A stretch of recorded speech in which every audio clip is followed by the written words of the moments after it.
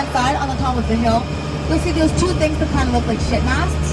So the taller one was used to let people know the traffic in the harbor at the time and what ships were in. And the shorter one there was part of a signaling system throughout the province. So they would move the ropes on there, add lanterns depending on their message. They would signal with posts like this that are in Point Pleasant Park, on George's Island, which we'll see later, and down in Annapolis Royal. They said they were able to get a message to the province in the span of about an hour. Sounds really slow nowadays, but back then wasn't too shabby.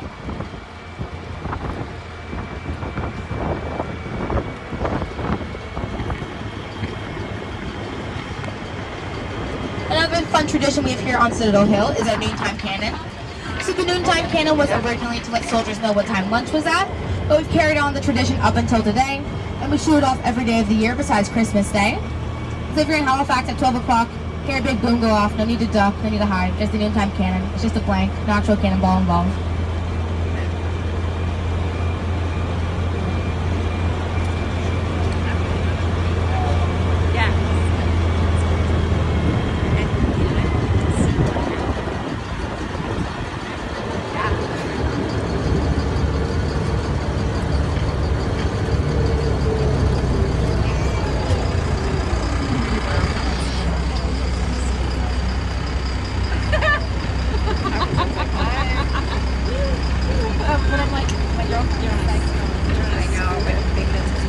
So just here on the left-hand side, we're about to pass by Royal Artillery Park.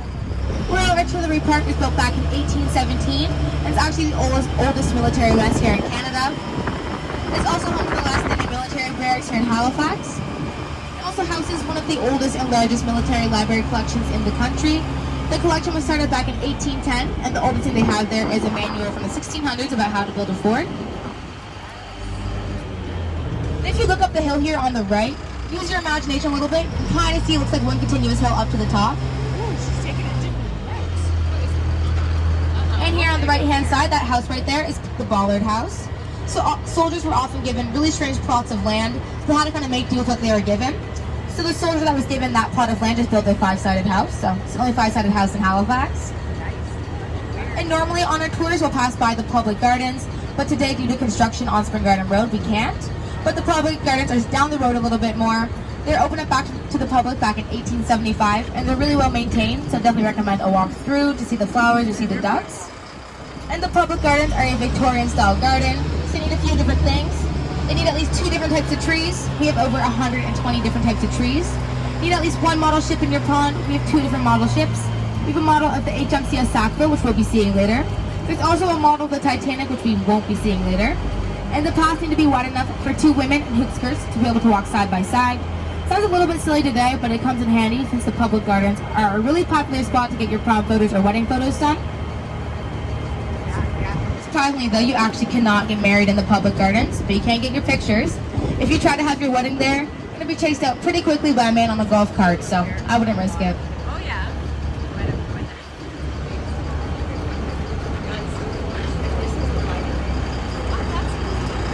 So just here on the right where all that construction is, actually used to be home to the first department store in Atlantic, Canada, and it was owned by the Mills brothers. So they're naming the apartment building the Mills building to kind of honor its history. So this glass building here on the corner is the Central Library.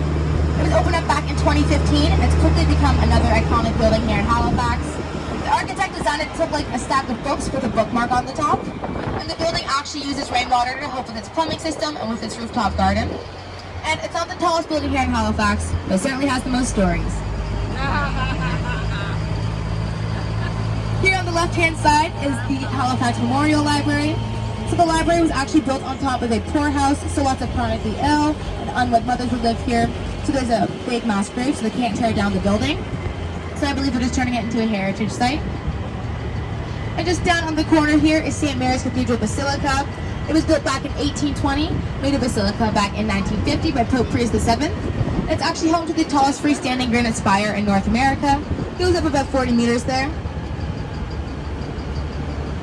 Was there a wedding?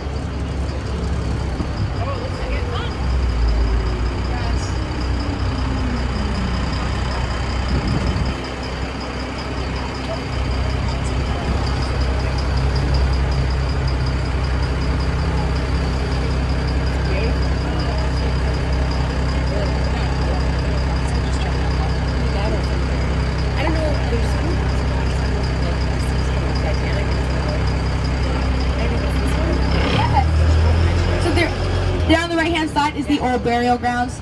They're opened up back in 1749 and were closed to the public back in 1844. They added that fence around the cemetery because people were just dying to get in. There's about 6 layers of graves, 1,200 tombstones, and a total of about 10,000 bodies that are buried over there, just due to all the different sicknesses that pass through the city. There's also a pretty famous man by the name of General Robert Ross who's buried there. So back in the War of 1812, Ross actually tried to burn down the White House, but he learned pretty quickly you can't burn limestone, so he ended up just charring the building, and they painted over it in white, so they named the White House. He passed away a few weeks later in the Battle of Baltimore, and his dying wish was to be buried back on English soil. But Baltimore to England, pretty far journey, so they settled on Halifax. Baltimore to Halifax, still a little bit of a journey, so they had to preserve his body somehow. So they actually put his body into a barrel of white Jamaican rum, and he made it here in one piece, even though he was a little bit pickled. And at his funeral, you know, his friends were talking and reminiscing, and they were like, well, you know what? We wouldn't want all this rum to go to waste. Oh, no. So they actually drank the barrel of rum that his body was transported in. So that was Halifax's first full body barrel of rum.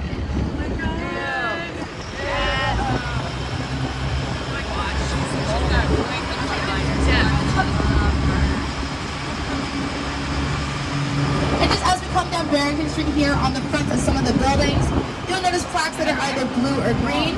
And on them, it'll say what year the building was built in and what it was originally used for. That signifies that it's a heritage building. With heritage buildings, you have to preserve as much of the face as possible. You can build behind it and build on top of it, but you can't tear down the face. So it makes for some pretty interesting construction that happens throughout the city sometimes. A pretty good example of some heritage building construction is just here on the right. So as you can see, it's all teared down in the back, but they kept the front up. And just there on the left-hand side is Grand Parade Square. We have tons of different ceremonies and events throughout the year here.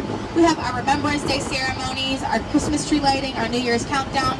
The taller statue there on the left is a memorial for fallen soldiers, and this one here is a memorial for fallen peace officers. The stage here is part of the Grand Oasis Festival that we've been having throughout the year. So every weekend in the summer, they had a new artist come and perform for free. And I think they're extending it into October now, so that's exciting. Just at the bottom of Grand Parade Square here is City Hall. City Hall was built back in 1890, and there actually used to be a jailhouse in the basement. One of the famous inmates that was held there is actually Houdini. So back in 1902, he came to Halifax, had a few rough shows. He was arrested for public intoxication and held overnight. And at about 3 a.m., sheriff gets a call. He was wondering who was waking him up at 3 in the morning. It was actually Houdini calling him to let him know that he had escaped and that he'd be back the next day to grab his favorite pair of shoes that he left behind. Can't blame the guy though.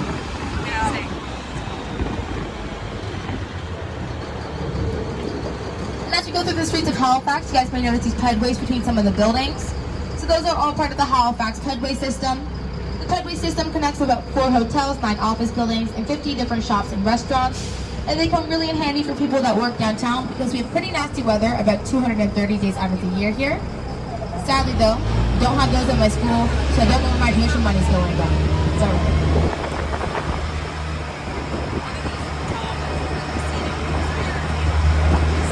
So just after these lights here at the bottom of the ramp, we're going to be heading into the harbor.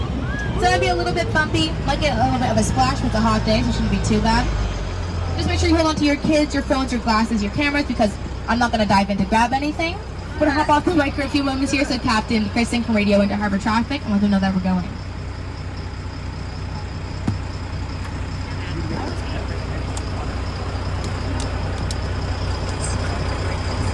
And